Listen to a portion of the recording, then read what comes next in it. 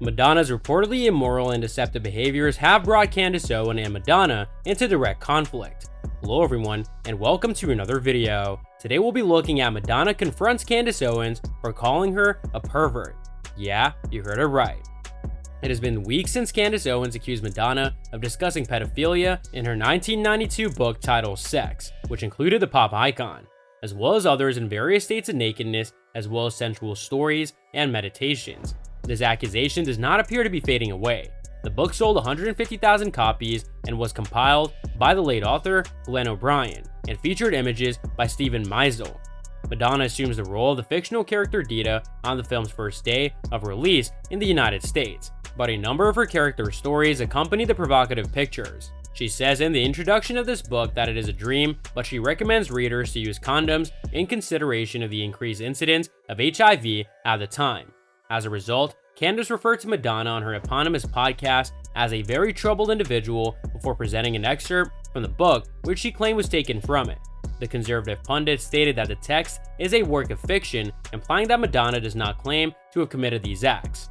Owens then read a passage of the character noting that romance with a young can be enjoyable if the mood strikes. The character Owens went on to describe her encounter with a teenage male who had almost no pubic hair. According to Owens, the character describes how her connection with the kid progressed, beginning with visits to her apartment and watching her put on cosmetics as she prepared to go out on an intimate date. In addition, Owens cited the character's conclusion that the experience contained the most erotic love sessions. After reading the excerpt, Owens stated that Madonna should have been exiled from society for the book, which is no longer widely available. As soon as she published this, she should have been expelled from school and sent to a deserted island because she is exposing pedophilia. I do not know at what age boys have almost no pubic hair, but it is not old enough for a woman to discuss having sex with them. When they reached the portion of the podcast when she critiqued Madonna's new covers for 3 European editions of Vanity Fair, they reached the crux. In the Italian, French, and Spanish editions of the magazine, Madonna is depicted as the Virgin Mary while wearing a Dolce & Gabbana tiara and a vintage veil. With the link of a prayer singer recreating the Last Supper, the religious symbolism continues through the spread. Madonna appears to represent Jesus in the imagery while being surrounded by solely women. Owens stated that if you're wondering whether or not there is a hell, Madonna will discover it after this filming. She continues by describing the cover image as demonic and thinking that Vanity Fair staffers informed Madonna that she could have been locked up in 1992 from the extract from her sex book employing Christian iconography. Owens stated that this is the culture we live in, and I don't see why people can't see how crucial it is for us to combat this culturally and to call it out as soon as we see it, because a whole generation of children are growing up believing that this is acceptable conduct. She went on to say that they believe it makes them cooler and freer to act in this manner because their favorite celebs are doing it, and look what it has brought them: fame, acclaim, honor, and trophies. She should be prayed for because despite her immoral behavior on stage, she is in need of salvation and should be prayed for. I know for a certainty that she's a very miserable person, and as a result, the only way she believes she may experience trace moments of happiness is by engaging in attention-seeking behavior.